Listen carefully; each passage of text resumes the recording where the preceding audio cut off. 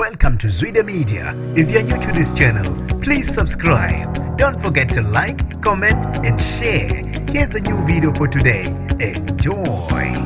Akuphangalale abantu abane kwisipidli sengozi ebhasi kanye nemonto encane esenzeke ku-N2 ePietersburg Bay eWestern Cape namhlanje ngezithuba zaseyintathakusa. Ngenibingelele ngiphinde nginamukele ezindabeni zezwide media. Igama lami ngusibonga konke wakandwande Mothanda, ungangibiza intatheli eka-YouTube. Kushone abantu abane kwisipidli sengozi ebhasi kanye nemonto encane esenzeke ku-N2 ePietersburg Bay eWestern Cape namhlanje ezithathakusa. Imbangela yengozi akwaziwa ukuthi kube yini. Kube ukuthi ibhasi kanye nemonto encane zitholane emahlandle maqede akwashona abantu abane uju. Abezosizo lokuqala baphuthume endaweni yesigameko bafica abantu abane sebevele beshonile. Okhulumele zokuxhumana kwi-department uMorena uqinisekisile ukuthi kube nengozi eyenzeke ngakwanokuthula esiphambanweni ePietersburg Bay ngethuba zabo 2:20 namhlanje ekuseni.